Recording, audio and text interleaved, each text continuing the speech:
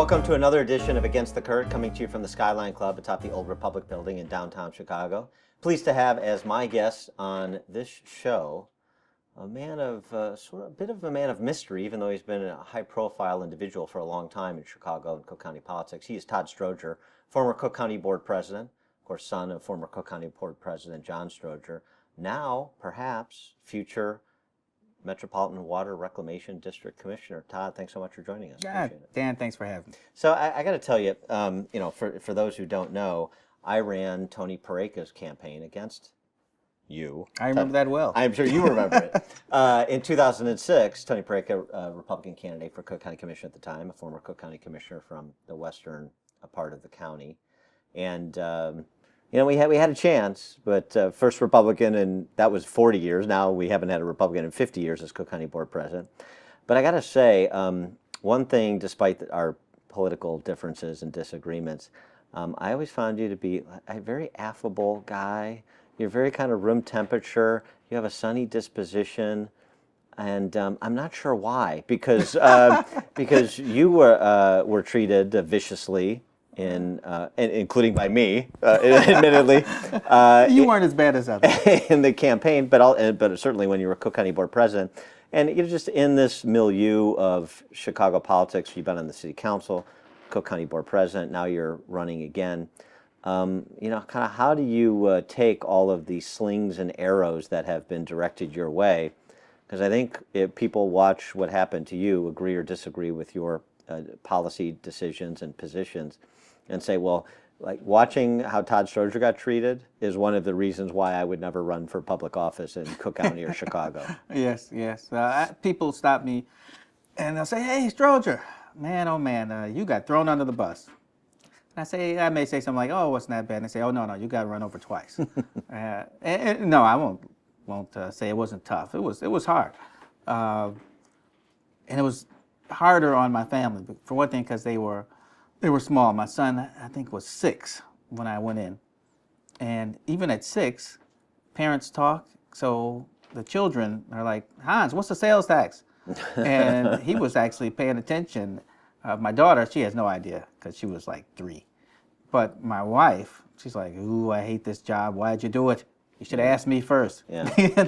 Actually, I married my mother. My mother can't stand politics.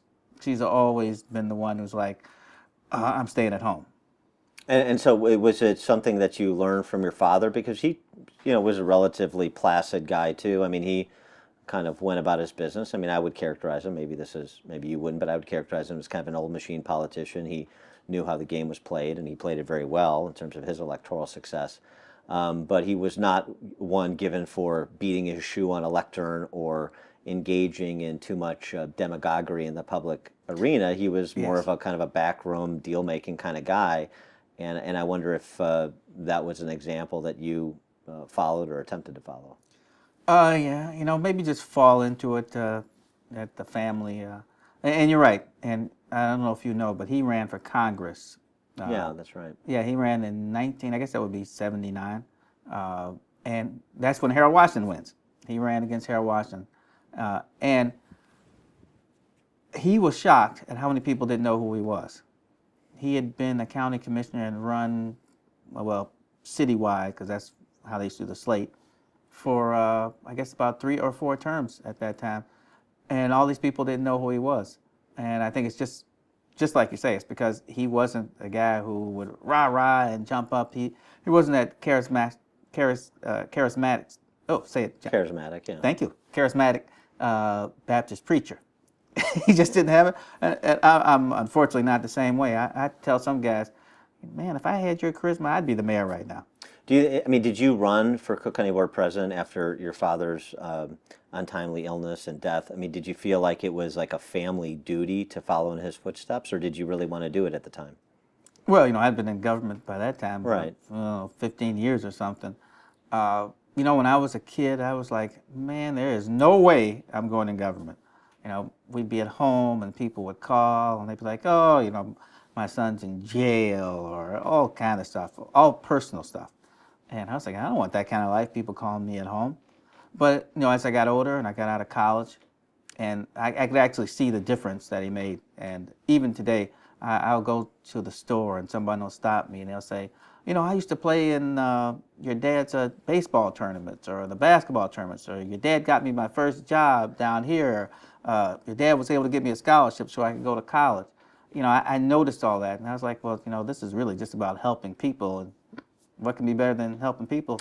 But you know, I mean, sometimes you know the press and political pundits and operatives and the kind of the inside the bubble class, you know, imputes upon scions of powerful politicos ambition they don't have. You know, this is, for example, Lisa Madigan. You know, Lisa Madigan was going to run for governor like the last 3 elections and never did. Right. For her own reasons. I don't pretend to know. I have some suppositions, but I don't know. But, you know, maybe Lisa Madigan, you know, she's going to be the governor. She's going to be the governor. Madigan's going to put her daughter up for governor. And she never wanted it, at least not on the terms that were available. And I just wonder if you feel like back in 06, with your father passing away shortly after the primary election, Right. if you felt like you had to kind of pick up the torch and you otherwise maybe never envisioned running for that office. Well, yeah. I never thought about running for a county board president. I thought one day I might run for a higher office, but county board president didn't come to mind. But as you say, when he got ill, you know, I knew the county pretty well. You know, he'd been there since 1970, so I knew what he had done and how hard it was. You know, building the healthcare system and keeping it afloat, and fighting the 4 horsemen that we talked about earlier, who were really trying to dismantle what had been put together. You know, I felt like it was my duty to try to make sure, because I knew there would be changes. As a matter of fact, one of his chief of staffs, Orlando Jones, he said, "You sure you want to do this? Because there's going to be a lot of things that are going to have to go." And my thought was, I know that there will be change, but there's change where there's chaos and people just cut things and say, all right, this has to go. And then there's orderly change where we make sure that all the services are still going. And I thought, man, somebody's got to do that, and it probably should be me, because I'm probably the only one who's truly emotionally attached to this. The 4 horsemen that you're talking about that were at odds with your father, those who, at least at the time, styled themselves as reformers on the Democrat side of the aisle, Forrest Claypool, the recently deposed Chicago public school superintendent, and who's had every other job that you can have in the city and county government, right, too, by the way, the reformers. And then Mike Quigley, of course, who's a member of Congress now. Right. So who else are we talking about? Let's see, Toni Preckwinkle. Yes. Tony was right. Yeah, he was the tailback. Yeah. No, it wasn't that kind of 4 horsemen. Yeah. And Larry Sufferton. Yes. Right. So you've got Pareca, the one Republican in the group, and then a lobbyist who's also on the county board, Forrest Claypool, who's the inside guy for both Daley and Rahm. Right. And then Mike Quigley, who... I'll just call him an environmentalist. Yeah. Yeah, right, who follows in the footsteps of the illustrious representatives from the 5th District, like Rahm and Rostenkowski and so on. I like Rostenkowski. Blagojevich. Blagojevich, that's right. Yeah. We didn't get along that well. He wasn't. I guess he didn't like my politics when I was the president. What was it that he didn't like? I think it was just that he could use me. So he would get on the air and he'd say, we got to stop Stroger and Madigan from, all these high taxes and destroying us. I just became a campaign plug for him. What was the relationship with Speaker Madigan, both between your father and Madigan, and then you and Madigan? Was there a difference? Well, I remember when my dad was going to run, and he went to the speaker, and the speaker said, so this is 1993, there's odd numbers, right? Yeah, and he says, John, I can't get my people to vote for you. And he went with Paczynski. Probably didn't just go with Paczynski. He probably said, really, you ought to run. Mm-hmm. But, the speaker is a very practical person. When you win, he's in. So once my dad won, they had a great relationship. And I had a great relationship with him when I started. But, he's, like I said, pragmatic. So once he could see the tide was turning, I couldn't get anything out of him. How do you reflect back on your time as Cook County Board President? I don't think I'd put my family through that again. I had a nice, safe job. It's a tough job being actually, it's probably tougher than being the county board president, being the alderman. Because everything that people want is personal. It's my street, my block, my street light, everything. So, but I still would have stayed there. It's better than going through what I went through, or I wouldn't have spent so much money. If Tony won, Tony won. But those commercials, those commercials at that time were like $650,000 a week. It wasn't worth the money. Okay.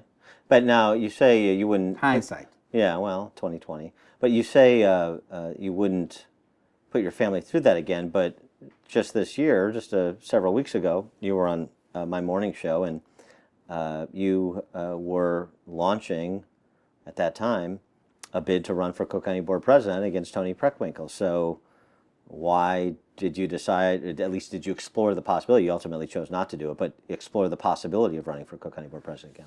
Well, the only reason that I didn't actually run is because it was too short a time frame. I was out passing for water rec, and people were saying, "Man, we need to get Queen Sugar out. Why aren't you running?" So I let people convince me that's probably a good idea to run. And the difference is when you have to go through the party and convince the party leaders that you're the guy, you're never going to get good press. So I went through 4 years of awful press, especially when you're following your father. So historically, that was kind of interesting. I'm like, hey, you can't take that out of the books. But they weren't going to give me a break with anything. It's a different time now. You have 8 years of a different person, and then they're like, well, shoot, we can't stand this lady. All of a sudden, I look all pretty good, so. Well, so it's going back to your time as Cook County Board President, though. You were basically caricatured as somebody who was not a particularly good executive. You got tagged, I would say rightly so, with the tax increase. That was a bad idea. One that they had to bring back because the county couldn't survive without it? And that was a bad idea, too. I don't accept the premise that the county couldn't survive without it. So it was a bad idea when you did it, and it was still a bad idea when they brought it back. But people have that sense of you because that was sort of the tag that everybody agreed to with respect to the Chicago press corps and the political elites and the business elites. Right. What would you say in terms of the fairness or unfairness of that caricature, and what people don't know about what was happening in county government during your tenure that you think they should know that may encourage them to consider you in a different light? Well, there's a term from about 120 years ago called yellow journalism, and that's what it really was. It's you sensationalize things to make the story. So we could do anything, and it became the greatest story, like the elevator. So as long as the elevator to your office. Well, no, it's just a regular elevator, but our security team all take the same training as everybody else.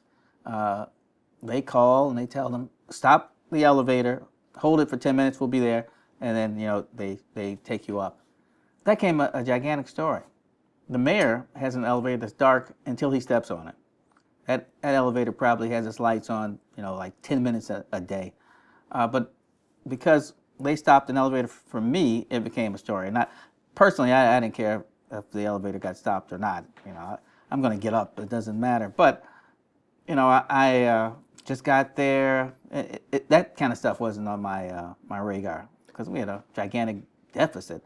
So kind of like you were tagged as a ruling class politician, the elevator being an example of this kind of that's exactly right. Like I thought I was the monarch. Right, and these other guys who actually did behave like monarchs and in some sense were monarchs, like the last couple of mayors of Chicago. Yeah, they don't get tagged the same way. No, and I could see that when I was like, all right, they took this shot. This was the first really story they had, but. as time went on, the stories never got any better. It was always, oh, Stroger did something wrong.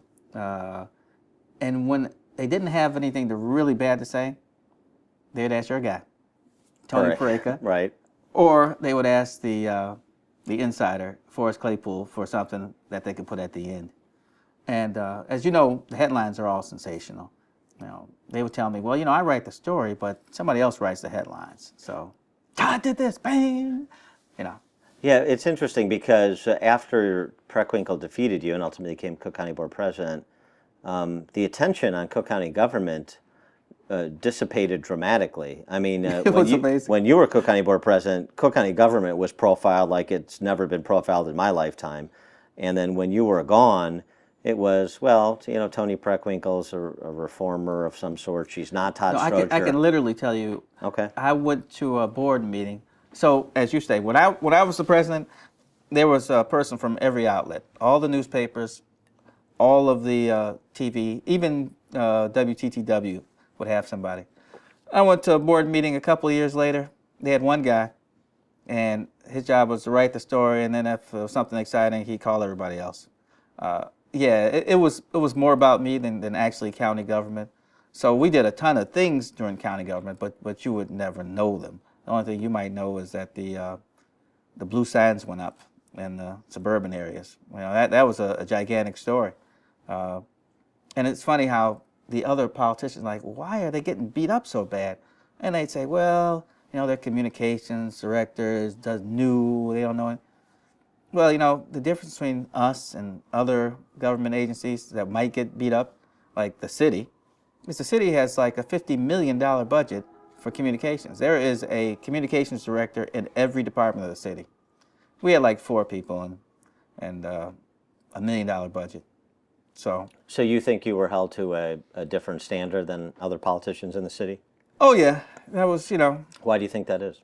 that's what happens when you follow your father directly. If I'd given it some cooling time and then ran the next time, they probably wouldn't have come so hard. But since I took his place, I think they were like, well, I don't care what he says. But you think it was in part the different standards and in part like just a marketing problem in terms of what you accomplished? Oh yes, whoever was going to run against me had 4 years of the greatest campaigns, negative campaign, against me that you'd ever see in your life. Matter of fact, if you look at the bylines towards the end, because I was getting on these guys, like, man, we just had a conversation yesterday, and the story doesn't reflect what we talked about. And they say, well, if you look at the bylines, you'll see my name, and then you'll see somebody else's name. When I bring them in, they let somebody else write the what they want to say, and that's what is printed. So I asked them to put somebody else's name down there. So I wasn't going to get a fair shake. I really shouldn't have run for the second term. That was more out of mad at the world type of thing. But I should have said, Not going to let them push you out, kind of thing. Yeah. Like Joe Barrios. Joe's my guy, but the whole world's against him right now. Right. Sometimes you got to say, you know what? Why should I beat my head against the table? Even if I've done a good job, you can't force people to say you've done a good job if they don't want to. Well, Joe's got to protect all of those family members on his payroll. I mean, if he goes, they go. Joe will be all right. Totally. Well, okay, but I mean, Joe Barrios, you say he's your guy. Why is he your guy? You think Joe Barrios has done an admirable job as Cook County Assessor? Well, I don't think Joe's done a terrible job. I think that the system sucks. I think most of our problems that we have stem from the state. The state has to do certain things to alleviate some of our ills, like they need to figure out a new system, a tax system. As you well know, this whole property tax system is tough on the poor areas especially. Yeah. Because there's no way that Harvey and Robbins and Fort Heights. Yeah, Fort Heights, whoa. I mean, talking about poor. A place that has no commercial development is not going to be able to pay for what they need, especially since 65% usually of your tax bills is school. It's just not going to work. And so, but thinking about that and thinking about Democrats lording over the city for the last 100 years, lording over Cook County for 50 years. Now, remember though, in this day and age, we have Democrats, but it's like I'm in a fraternity, and some people went over in 1982, some people went over in 1975, and they don't always agree. Same thing with the Democrats. I mean, the guys on the north side, I could do a ton of things, but that doesn't mean that they're going to, and they'll be friendly to me when I see them, but that doesn't mean they're going to support me, Right, the old smile, stick you. Stick you. Yeah, no, I got that routine. Yeah. But here's the thing. You still have to say it's one party rule of the city for 100 years, one party rule of the county for 50 years. Yeah, pretty much. And so how's that except going? Except for that sheriff thing. Well, yeah, but in terms of Cook County Board President and Mayor. Yeah, yeah. So how's that going? How's the city and the county doing 50 years and 100 years in? Well, you know what? I will say that this is a world-class city, and I think you'd probably agree with that. This is a place, a destination. It is what it's supposed to be in the sense that in the Midwest, this is the place to be. All the other cities, and I've been to all the other cities, they're small towns compared to this. And one of the greatest things the city has done, and I have to give Mayor Daley credit for following the plan. What was that, Burnham? Yeah, the Burnham plan. Right. The lakefront is amazing. The lakefront's amazing, but you live on the south side, west side, still a big area, but it's kind of life after people. And so what about that? I mean, highest black unemployment of any major city in the country. So yes, the kind of 4 or 5 wards in the city center going north to Lincoln Park, pretty nice. And the other 40 some wards, different story. Yes, Harold Washington did something that no other mayor had done before him, and that's he paid attention to all 50 wards. And actually, Mayor Daley took a lot of things that Mayor Washington had started, and he kept them. So there has been some change, but I think the biggest problem is, black people and white people, we don't live together. And we don't live together, as you said. Right, we don't. But it's de facto segregation in the city, in the schools and the neighborhoods, right? Well, this is nothing new. No, I mean, it's been like this forever. And as I just read an article, a guy said that slavery didn't really change. They just kind of changed the name and the way they do things. And it still affects us to this day. When I was, how old are you, Dad? I'm 45. You old man? Yeah, aging rapidly. Yes, I'll be 55 in a minute. When I grew up, there was definitely places that you couldn't go. I mean, there's no way when I was in high school, I was going to walk around Marquette Park, or I was going to walk in Canaryville or Bridgeport, or even back then, there were some tough places up north, and they had northern gangs. I wasn't going up there. Now I can say that I can go pretty much anywhere in the city, and I don't have that feeling that, I better get across the tracks before daylight. But I mean, in terms of like being footloose and fancy free around the city, you've seen the violent crime statistics over the last half dozen years, haven't you? I mean, oh yes, most definitely. I mean, you've got shooting galleries throughout the west side and the south side where nobody, regardless of their color, should feel particularly comfortable strolling around when it's dark, or frankly, when it's light, because of, well, just what I said, these shooting galleries. I mean, the homicides on the west and south sides, 80% plus victims are black, 80% plus perpetrators are black. I mean, how do you view that? It's economics. Everything that has been done to the African Americans, since the slave codes were enacted, is come to fruition. So we are reaping the pains of everything that has happened to black people till now. So you've had all these things that have stopped African Americans from being part of the bigger part of the American dream, which is generally economic success. So we are I remember I was listening to Perry Small on WVON, and they said she likes you too. I know, I've been on her show. Yeah, we talked property taxes. Yeah. Yes, and she asked the question: are there enough black teachers in the system? She was talking about grammar school and high school, and I called and I said, "There's not enough black anything.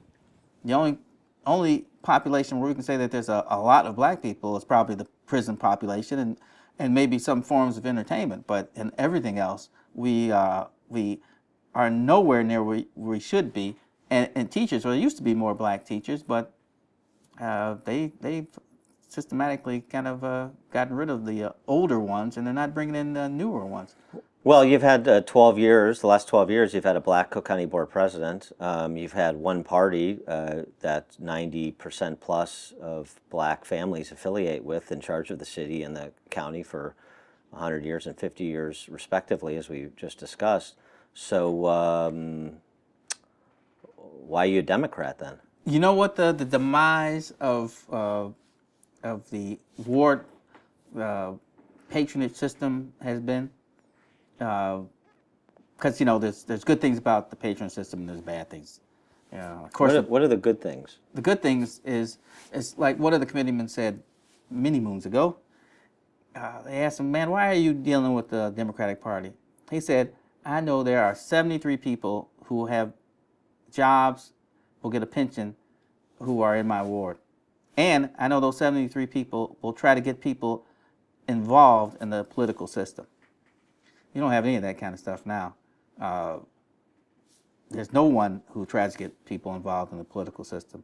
The committeemen, who tend to be aldermen, they're all trying to keep their jobs, and that's as far as it goes. And you probably know that the demise comes from the liberal arm of the Democratic Party. They push more to break up the patronage system than anybody else. Of course, the bad part of the patronage system is you're always going to get some people who are like, "Well, he got me my job, so I'm not working unless he says it." And I've seen a few people like that in my life. Probably had to fire a few people like that in my life. But I'm not certain if the benefits of destroying complete patronage has worked well for us. So When I say us, I mean African Americans. you think that going back to the "I don't want nobody sent" system of Richard J. Daley that that was perpetuated until relatively recently, and to some extent it still is around, not like it was. Well, you think that's the path to African American empowerment? Well, the first thing I'd say is that system that people think that the Democratic machine, that's been broken for decades. That's nothing. That hasn't been working. The only person who has any ability to do this is the mayor. The system is so tilted in favor of the mayor is that you'll find that half of these guys who are elected officials and aldermen, they won't breathe unless the mayor says it's time to breathe. And I don't think that's healthy for the system. The mayor probably has, I don't know the true numbers, but he probably has his hands in somewhere around $28 billion, probably more. You probably know more from your research. And $28 billion makes you the king of the world, especially when we're talking about, this is better than being a governor of Connecticut. Small area, ton of money. Being the mayor is like being a governor. You're controlling the airports, you're controlling the parks, you're controlling the schools, the libraries. And when there's all this power concentrated in one person, I don't think it's healthy. Well, right. I mean, that's not being the governor. That's being a feudal lord. And then you've got aldermen that act like feudal lords too. I mean, Proco Joe Moreno, perhaps the best current example. I did see that. Yeah, and so I mean, so how is that? How is this continued government-centric view of our city and our county and this state? How is that healthy? We have the worst governed big city in America by the financial stability metrics, the worst governed state, arguably in U.S. history, again by financial stability metrics. So the feudal. You do know I left the county with a A+ rating, right? You mean the bond rating? Yes. Okay. Well, all right. Well, so that's an underreported. Hey, my mother said if you don't toot your own horn, nobody will. Well, okay, fair enough. Fair enough. But I mean, but that's where it's at. And after Toni Preckwinkle, the reformers come in, and the whole we have to impose the. Toni Preckwinkle is probably a bigger ward boss than Old Man Daley was. I don't see her as a true reformer. Her group is a liberal group, but Yeah. I mean, they do the same thing everybody else does. Well, she was a wholly owned subsidiary of SEIU for 20 years on the city council. I don't know why people thought that was going to change. But I mean, the Cook County budget for fiscal year 2018 has a 12% spending increase. The headline after the soda tax repeal, 300 layoffs of 23,000 employees, 10% of whom make over 100 grand. Yeah. I would, okay. I would argue that 10% is actually not a big number. Well, right, not compared to MWRD, and we're going to get to that. But my point is 12% spending increase year over year. That is a massive spending increase. At the same time, you're crying poor. We need to impose a sugar tax on a regressive tax on poor people, like a sugar tax, because we can't make the numbers work, and we're spending 12% more than we did last fiscal year. I can only relate to when I was the president. We started with 2.9 billion, and I think when I left it was 3.2 billion. Yeah, I'm a fiscal conservative. Really? As was Donna Dunnies. You're a girl. Yes, yes. I mean, yes. and I don't mean that in a misogynistic way. These times I have to qualify everything. Right. Yes. Okay. Well, so just sticking on that point, let me give you an opportunity to toot your own horn a little bit more. Then, what are accomplishments that Todd Stroger achieved as Cook County Board President that have been underreported or not reported? Oh, well, I think the first thing is what we were just talking about, the budget. I mean, we, that increase that I talked about, in accounting terms, they call that 0%. That's yeah, wow. In Cook County terms, you're right. I agree with that. Okay, fine. No, but really, everything goes up in time. We talk about government like it's not like the rest of the world, but the cost of energy goes up.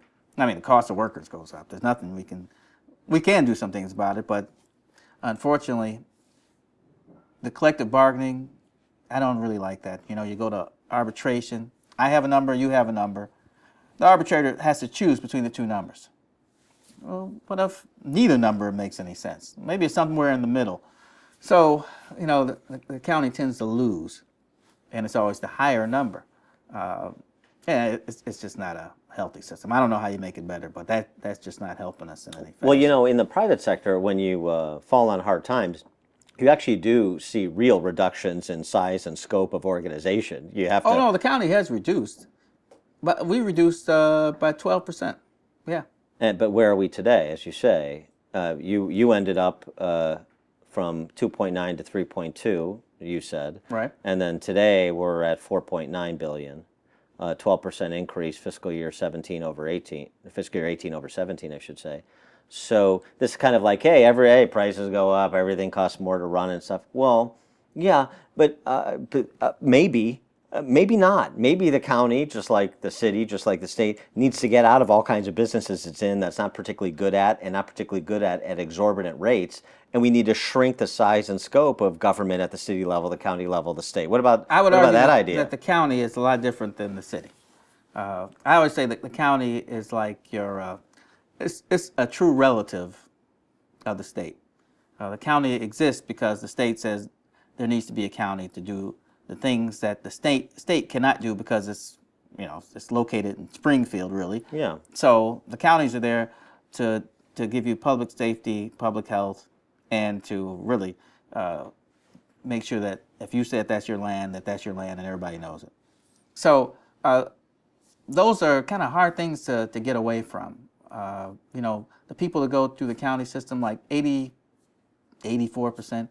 they actually have jobs. Now the health system, they have jobs, but they have jobs that never had enough health coverage. So now the county's in managed care, and they're trying to expand from what I can see. I think they just put another clinic down by Roseland Hospital. And so the world's kind of changed from when I was there, because I suspect they should be making money through the Affordable Care Act. So I'm not sure exactly what's going on with the county budget. It may be there is too much autonomy with the health system? Because I've seen some of the salaries they make too. I was just having this conversation with a gentleman. Is that when you went to work for county government, or any government really, you knew that you were not going to make the same thing that the guy at IBM who was doing the same job as you were doing was making. But your relief in that was that you were in a defined benefit system, and that one day, 30 years later, you retire, and you're going to get a pension, and that'll keep you going. Now some of these salaries they give people are like, shoot, this is more than competitive. We need to pull back some. Not to mention that defined benefit plan, which the median county worker maxing out is looking at a $2.2 million pension present value. That is not something that exists anywhere. In fact, not even in most units of government around the country. It's unique to kind of Chicago and Cook County and Illinois, and it's why we have the largest unfunded liabilities in the country. I mean, did you see that story, the editorial in the Wall Street Journal recently? The unfunded liabilities for pensions statewide now, but Chicago and Cook County are similar examples to the state, they're microcosms. 22% of all residential income is the size of the unfunded liabilities for our pensions. By comparison, the national average, 3%. In Florida, 1%. I mean, 7x the national average, 22x the state of Florida, and you wonder why people are fleeing this state like it's on fire? Because they see the gathering storm. And by the way, that's also lower income black families who've depopulated the west and south sides because they say, I can't afford to live here. It's not safe anyway. I can skip across the border, and I mean, but don't forget that they knocked down public housing for 20 blocks. Yeah. I mean, that's most of those people, and those people wanted to come back. They just never built anything for them. Okay. But, I mean, do you see this as some kind of magnet for upwardly mobile black or Latino families, Asian families, white families across the race? This is a math problem that we have. And do you see anybody seriously attempting to solve it? Well, I know that now they have there's a two-tiered system. There's, the old folks like me, tier 1, and then the new people are tier 2. And I haven't paid a lot of attention to tier 2 because I'm not in it. But as I see it, I believe that isn't that driven by 401ks now? It's not your defined benefit anymore. No, not exactly. It's kind of, yeah. I mean, it's a hybrid. Yeah, I mean, it's kind of bailing out the Titanic with a teaspoon. I mean, that's not good. What you're saying is there's too many people who are going to retire and who are already in the system. Yeah, and the benefit, what you're paying in, you can't run this is not a pension system, it's a Ponzi scheme. You cannot run a pension system, and the guy at IBM will tell you, where you get everything you put in back in year 1 or 1.5. That's what it is. Yeah. I mean, come on. I understand. I mean, I agree that I think the numbers are there. There's no way you can fight that. It's going to be hard to sustain what is going on now. But I don't think that when they made these many years ago, they realized that it was a Ponzi scheme. I think part of the problem is that the actuarials probably didn't see that, like my grandmother lived in 96 and her sister lived to be 103. They didn't see that coming. When I was 15, people died at 65, and everybody was like, oh, well, I expected that. Well, but right. So when the circumstances on the ground change, sensible people will change their approach to what the reality is, and we're clearly not sensible people because we just continue to say, well, no, this is how it was foretold in Scripture, and we shall never change defined benefit plans. I mean, in the county, the city, the state, the Chicago Police Pension Fund. I know nobody believes me, but it's their own filings with the Department of Insurance. Chicago Police Pension Fund is going to be unable to pay current beneficiaries by the end of 2021. Chicago Fire Department is right behind them.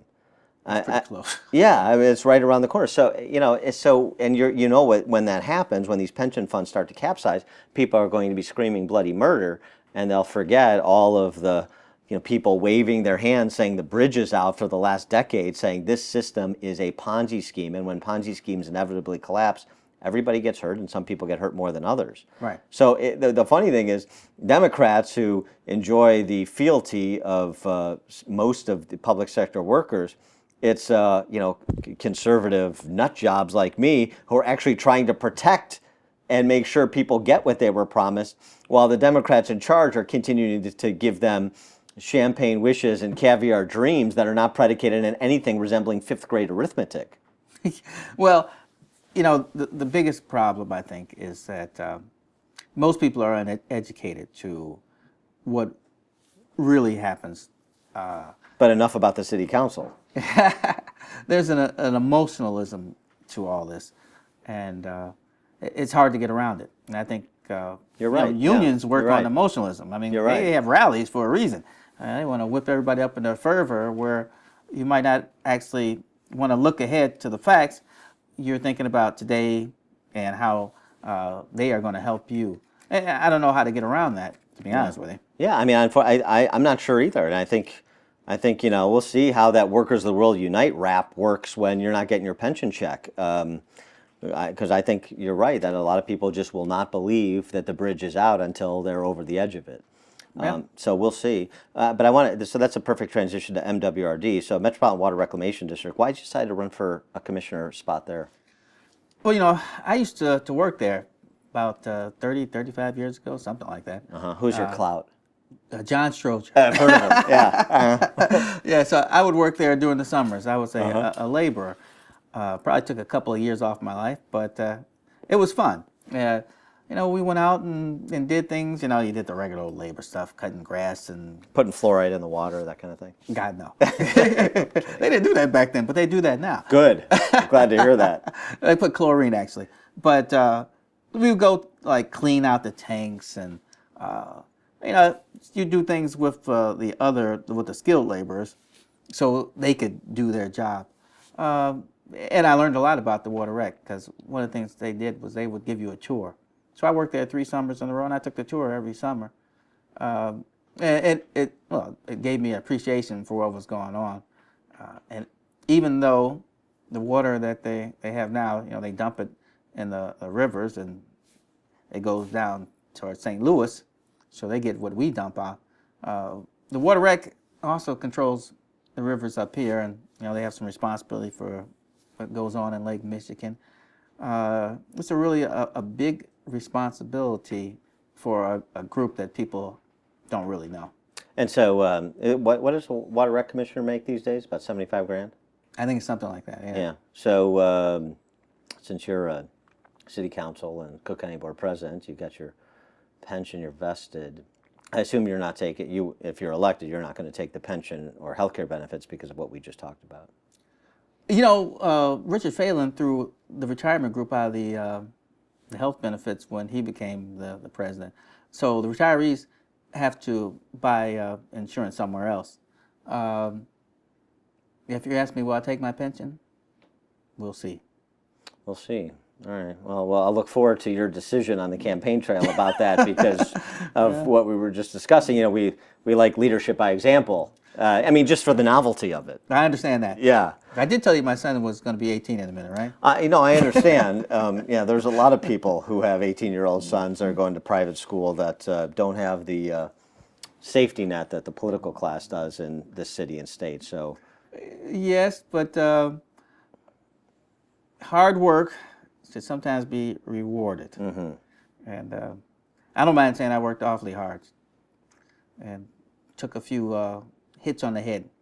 But what about this? What about the idea that the politicians, since they, as you were suggesting, and the public sector workers are enjoying salaries that were never conceived and benefit levels that were never conceived, the unintended consequences of making promises that you're going to leave for somebody else to fulfill. What about as a group, the political class saying these part-time jobs, and MWRD is a part-time job, just like a state legislator is. No pension, no benefits, across the board. Let's make it real simple so we don't have to rely on individual decisions. Not a lot of other part-time jobs have pensions, particularly where you vest for one after 8 years. Yes, I would say that the way the world is, that what you want will probably come true fairly soon. Well, thank you. That people will start to look at government a little differently. Now, being a past alderman, that's a full-time job like nobody's business. It may be written as a part-time job, and you may be able to kind of make your hours, but in the end, you're working real hours. So. Well, I have no doubt, but it's also a full-time job that is twice the median salary of everybody else in the city who works full-time. What's that, 52,000? Yeah. And Yeah. what's an alderman? 110? Something like that, I believe. So, I mean, calibrating those politicians' salaries who are working full-time with everybody else who's working full-time and paying the freight. I know this is heresy in Illinois, but it's just a thought for consideration. Oh, yeah. But I mean, I won't say that you're wrong. Unfortunately, I think that there's just too many aldermen whose whole lives are being the alderman, and they miss out on trying to do something else. So they end up spending all their time just trying to hold on to that job. And if it was different, then you're right, they wouldn't need that salary. So MWRD did a little lookup on this because this is one of these local units of government that people don't pay a lot of attention to, have Correct. very little understanding of. They may pay a little attention more when they hear these numbers. So the the average salary is $98,000 for an MWRD employee. You got $75,000 for the commissioner. The average salary? Yeah. That's pretty 35% of MWRD employees, that's 658 employees, make north of $100,000. So you're talking about those individuals, if they fully vest, $3 million present value pensions. Since you're fiscal conservative, you just told me. Yeah. What But about I think what about there's this? like 2,000 people who work for. Well, right. So 35% of those 2,000 make north of $100,000. Oh, 35%. Okay. So Todd Stroger, reformer, fiscal conservative, is going to beat the drum on the MWRD board to recalibrate those salaries and benefit levels, yes? I'd have to see that, but I'll tell you what I think occurs with them is that the district has it's a different animal than most things. So the county has a ton of clerks. I mean, that's just what the county does. A lot of clerks. But in this instance, you have a lot of people who are plant operators, Engineers and so forth. engineers and such. Yes. So there tends probably to be higher salaries. I mean, the laborers are a small group compared to the rest of the place, but just about everybody else is some kind of skilled laborer. And you got to think that there's a lot of people out here, for whatever reason it is, who probably make some overtime at those plants, Yeah. and good overtime. Well, so, I mean, not to, again, challenge this. But you also got to remember that the plant also is run by a general superintendent. It's not like the other forms of government. The commissioners just kind of say, okay, this is the way we think we should go and vote on it. But he runs all the day-to-day operations. No, I know. I mean, those executive level salaries are like $250,000. Oh, that's good stuff. Yeah. So, I mean, again, not to challenge the secret knowledge that's possessed by people in public office who are better than us. Okay, I'm not challenging that. But one thing, it would be interesting, don't you think, if we put what the salaries should be, even for professional and skilled labor, to some kind of market test like occurs in the private sector, some kind of competitive modeling. We competitively bid contracts in government. Right. What about if we competitively bid jobs? What about if we competitively bid the engineer job at MWRD to see what people actually, qualified engineers, are actually willing to work for at MWRD and in the county and in the city and the state, to get a true market value on some of these positions that we otherwise just say, well, those who are setting the salaries in government, they must know what the proper salary is to attract talent. Is it possible that they don't know?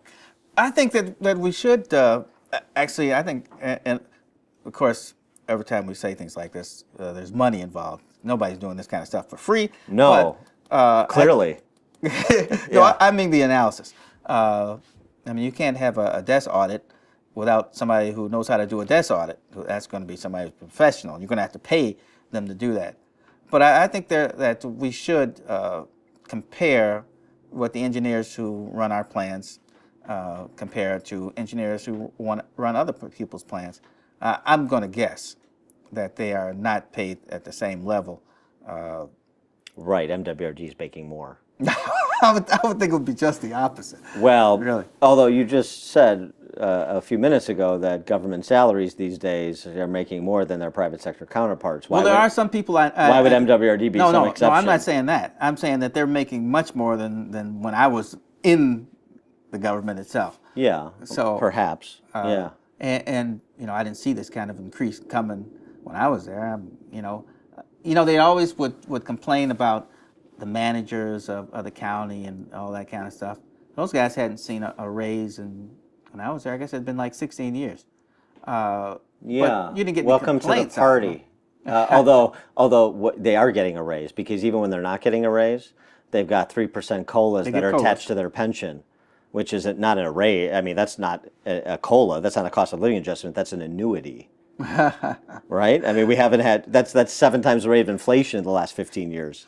Well, I will say that they weren't going to starve. Yes, correct. Yes. Yeah, that's very generous. But they were at a different rate than the regular workers, and that's what they. But they weren't getting paid like you get paid on the outside, for sure. What do you think your dad's legacy for all his time in public office in this county, in this city, in this state? What's his legacy? I think it's 2 things. There's a healthy part of the South Side, so our ward and probably like 4 wards around us are very healthy. There's a lot of seniors, and part of that was John Stroger tried his best to make sure that they could get opportunities to work, and that was difficult back in those days. It wasn't like anybody was coming down there and saying, "Hey, you need a job?" Occasionally, I guess Old Man Daly would say that. It's like, "John, I need some workers." He'd send somebody. Imagine that, yeah. Yeah. Well, you know what? As much as Daly was a man of his time, and that wasn't always good for black folks, he also could see the change is coming. So as change would come, he would say, "All right, we're going to have to open this door." And he'd make sure it opened. My dad would actually tell stories, because they had an executive committee. There was an executive committee of white people, and they ruled the rest of the committeemen. And he'd say those guys weren't trying to do anything for black folks, but occasionally the mayor would get up and he'd say, "All right, guys, this is what's going to happen," and it would happen. Like the treasurer, when Joe Bertram became the treasurer, shoot, those guys weren't like, "Yeah, we love to see Joe Bertram." The mayor's like, "This is our guy. This is a different world, and this is what's going to happen," and it would happen. Yeah, it's tough fighting white liberal racism. I don't know what I'm not going to call that white liberal racism. Well, just saying. But so some good things can happen, but it was slow treading, as they say. So so now we're at an age where we find that we are black people. I don't know how I got on this. We're still outside the game. We're not fully vested. I see all these aldermen. Was it like 22 black aldermen? None of them really have any power with the mayor. Probably the only, I shouldn't say the only, one of the great things that happened in the past, like with Bill Dawson, was he could go in the mayor's office, bam, and say, this is what we need, and something can happen. Mayor Daley, he didn't talk to the aldermen.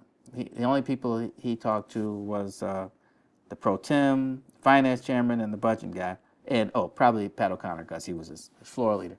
But the average alderman, you saw the mayor behind the dais. He'd come and he'd give you a rah rah rah rah, rah, and he'd move on. With this one, it's a little different. From working with Howard Brookins, I know Howard can call the mayor, and the mayor will call him right back. So it's a little different. But I'm still an old world guy, and if you're not working, or people in your area is not working, it's going to be tough on your area. And I don't know how many jobs the mayor actually touches. Do you? I know you're, No, you're full of numbers. I have no idea. But I I know have he no touches a lot of jobs where he can directly say, this person works. Yeah. And I think in our neighborhoods, the south side and the west sides, we don't see enough of that. You think it's healthy?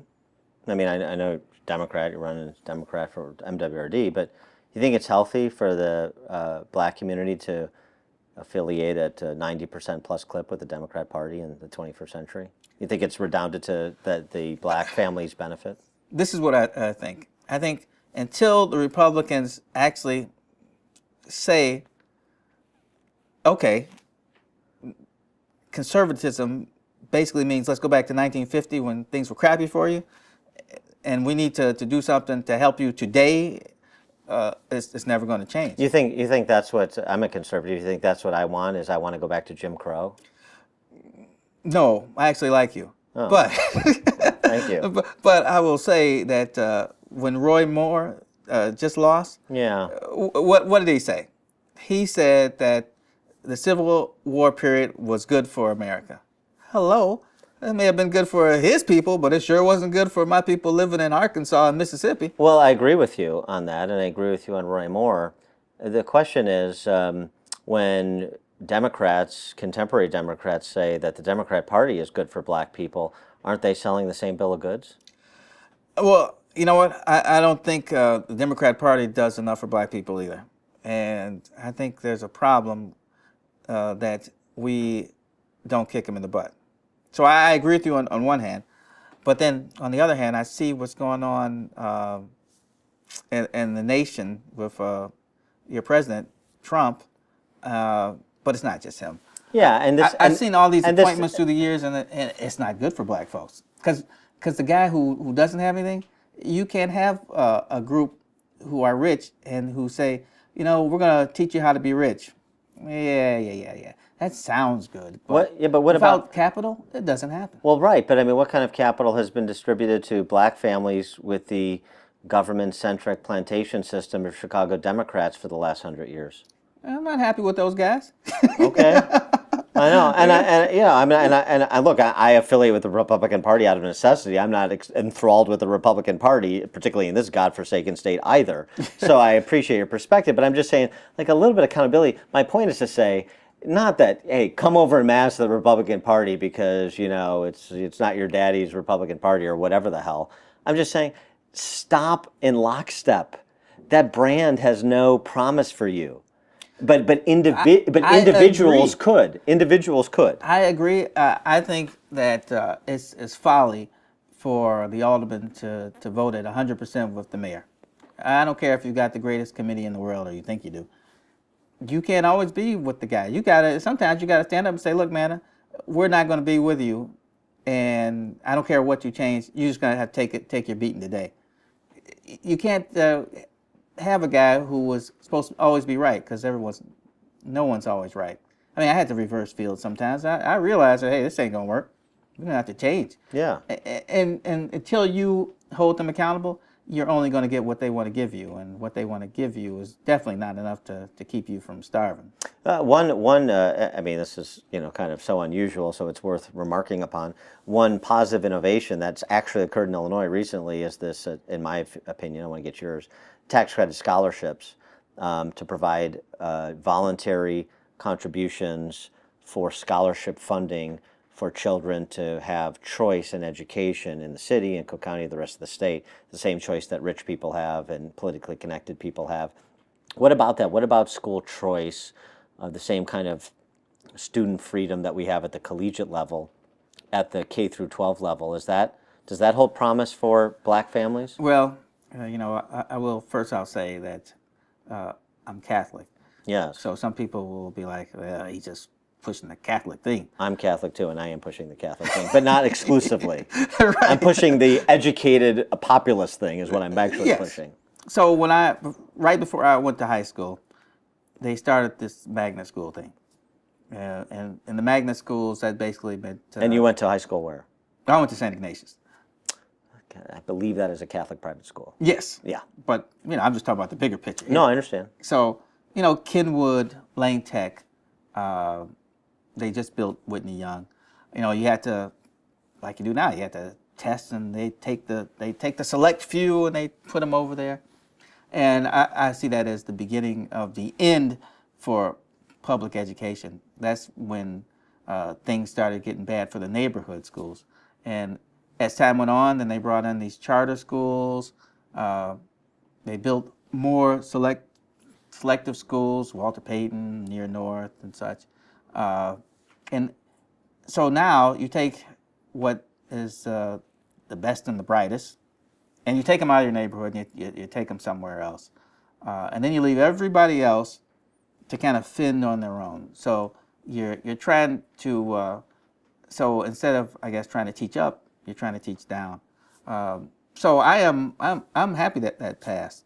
I think choice is the only thing that's going to get us out of this. So you're a school choice proponent? Yeah, I think at this point it's got to be more competitive. All right. You know? All right. We're back. This is good progress here. And you can tell that how things have changed is that the teachers union is now representing the charter school teachers. Well, sure. I mean, they want to, corrupt everything they can get their hands on. Of course. I mean, they want to continue the central planning model, so they want to extinguish choice where it, is able to kind of peek through the sidewalk and pave over it one more time. But I mean, that's really it's really a difficult argument that Democrats have that are so beholden to the teachers union to say that Rahm should be able to send his kids to lab schools, but you shouldn't be able to send your kids there. Well, first I didn't believe in vouchers because I didn't think the state could actually, pay for enough to make it worthwhile for people. But that might be the best system. All right. Now, so in addition to school choice, in addition to right-sizing all of those salaries and benefit levels at MWRD when you're a commissioner, what I'm projecting your agenda yes, I onto see you. that. What do you want Todd Stroger's legacy to? I mean, you've been in public life for a long time in the city and the county already. What do you want it to be? What do you want your legacy to be? Well, I think you asked me before about a legacy and my father's, and it's the health system. I used to tell people all the time, public safety is going to be there. They're not getting rid of the jail. They're not getting rid of the sheriff's police, actually. They're not getting rid of the court system. But the hospital system is what always would take the biggest blow. And actually keeping that together, and even though I don't agree with the autonomy that the board has, I think that health board is just too far removed from anybody who has to go before anybody. I mean, who do they talk to? I mean, really, the way it works is the president picks them, they go on there, and they do whatever they want. That's crazy. So I like to see the commissioners can change it. They can change the law anytime they want. I like them to change it to make that board more accountable to the county board, and maybe that'll pull back some of these gigantic salaries they're having. But the health system, keeping that intact, I think that's my father's legacy, why the hospital was named after him, and in essence, that's my legacy in keeping that as well as it's going so far, even though I'm still disappointed that they closed Oak Forest Hospital. I think it served a need, especially for people who find it impossible to get all the way down here. There's a lot of poor people, and that public transit system is, it's nothing down in the south suburbs. He is Todd Stroger, former Cook County Board President, candidate in 2018 for Metropolitan Water Reclamation District Commissioner. Todd, thanks so much for joining us. Really appreciate your time. It was fun. Thank you. I enjoyed it.